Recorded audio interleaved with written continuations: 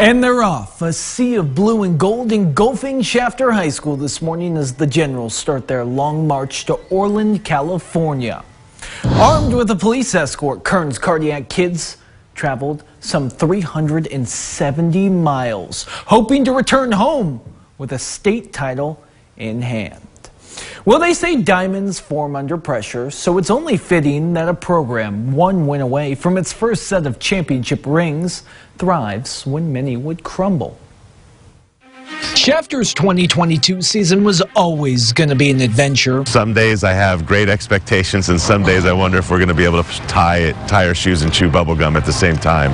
With only 5 seniors and a 15-year-old quarterback, some were thinking this would be a bit of a rebuilding year. It's a lot of no names that we're hoping that become names. 4 straight victories out of the gate, including a win to usher in their new home, quickly changed that narrative. Then came league play, and with it, losses to Chavez, Taft, Kennedy, and bitter rival Wasco. Back to the drawing board, but definitely a game that we let slip away. The late season slide forced Shafter to play as an 8 seed come playoff time. Surely it was only a matter of time before a senior-laden team showed these youngsters the door, right? Turns out sometimes ignorance is bliss. They really do believe that they can fight themselves out of any situation. And that comes from, I just think, a little bit of stupidity, I think, and lack of experience.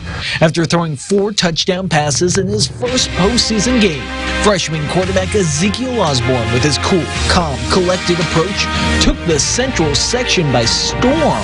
I've always been taught to just, no matter what, it's always 68 and breezy. You're always the same. It doesn't matter what situation you're in. Yeah, he was made to do that right there.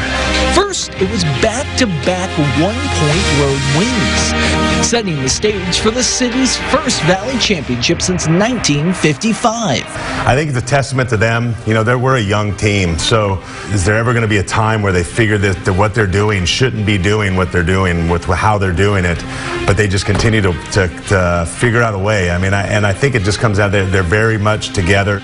It looked like midnight had finally struck for the Cinderella squad at Carruthers. Osborne and the Generals found themselves down 21 points in the second half.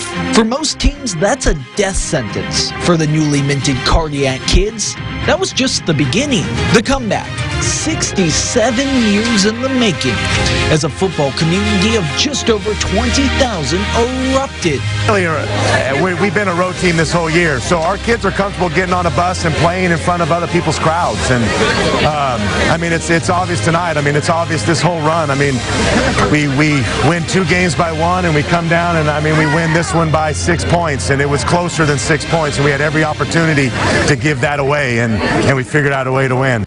With all eyes shifting towards state, Perucci called any win after Valley pure gravy, and it seems these boys weren't quite finished eating. I'd say this is the closest team I've ever been on. I've been playing football for 7-8 years, and these are my brothers. I love them so much. When the pressure comes, they lean in on each other. All the outside noise goes away, and they just get tighter and tighter and tighter. The more pressure, the tighter they become. And right on cue, Perucci's crew had to make it interesting again. Down by double digits to Walnut High, the Generals rallied yet again. This time coming home with their first ever state playoff win. We go to work every day, we grind every day, and to come down here and just get a win in the way that we did it, I think is just awesome.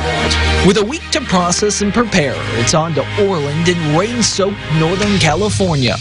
I don't know what to feel. This community just deserves it, and for me, I was just very happy to be able to give not only the kids the payoff for all their hard work, but also the community a payoff for, you know, just all their believing and constant cost of support of the program.